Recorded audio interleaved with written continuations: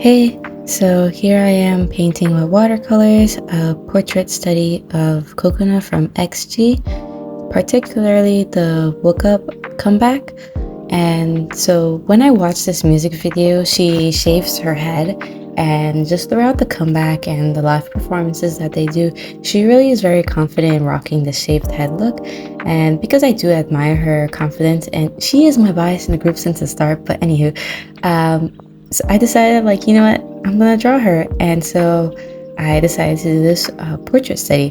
The only thing about this portrait study here is that I did make a mistake, and I didn't realize the mistake that I made until the very end when I was done. And so it's kind of frustrating looking back and now not being able to see it the same way, because now I can see my mistake. But the mistake really was I totally screwed up her eyes. I mean, maybe not totally screwed up, but I painted her and drew her with this thick eyeliner, which in the original photo, she does not have thick eyeliner. And I have no idea where my mind was for me to just draw her with thick eyeliner when she doesn't have it. And I don't know. I don't know what was going on in my head, or just how much I was not paying attention to what I was doing and just was like on autopilot. But it was like at the very end, after I finished painting her, that I was looking back at the reference photo and I noticed the difference. And yeah, anywho, there's also something else that I did notice. I did shorten her forehead a bit too much, but I'm not as annoyed by that as much as I'm annoyed by the fact that I drew her with thick eyeliner when she did not have any in the original photo.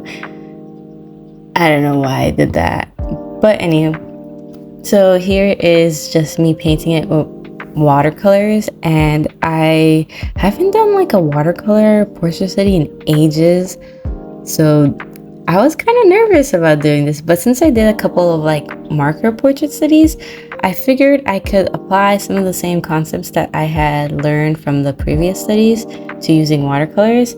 The nice thing about watercolors though is that you can use like light layers and you can slowly build up. So that's what I did. I started off with like a skin tone color, then I added some oranges, I added some pinks, some yellows, and I kept building it up, trying to get like the colors that I wanted it to be and blending it in. And after like building up like the warm colors, I went in with shadows with some cool blues, as you see here. And yeah, so I just kept working on it until it looked okay. I do feel like I could have worked on it a bit more, but like I had reached the point where I was kind of satisfied with the way I was doing the watercolors, and I didn't want to screw it up. So I was like, you know what, I'm just gonna hold back and I'm just gonna keep it where it ends up being. But yeah, I would do a tutorial on how I managed to do this, but at the same time, I'm not sure if I'm like the best person to instruct you on how to do portrait studies, since I'm still trying to figure out how to do them.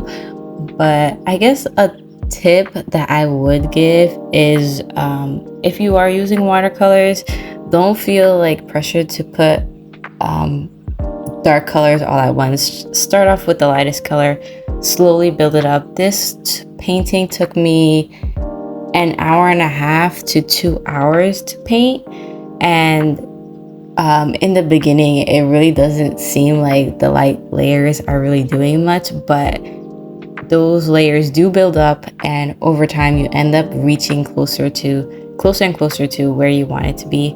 It's just a matter of like patience, taking your time with it, using light layers, as I said. It also is very helpful to have the reference photo up and to refer to the reference photo. Obviously, I didn't do that as much as I should have done because I completely made up something that wasn't there, but that's like a lesson that I learned for myself, and I would recommend others when they're doing portrait studies to actually take a good look at the reference photo and don't just draw what you think you see or what you assume it would look like. Just actually take a moment and study the photo, and that will help you have more insight into doing the study and making the study that you're doing a lot more like the reference photo. Anywho, so yeah, that's how I did this portrait study, and the materials I use, I'll put that in the description so you can check it out. And I think that's really all that I have to say. Thank you for watching, and I will leave the rest of the time in this video for you to just relax and watch with the music in the background. And yeah, thank you for watching.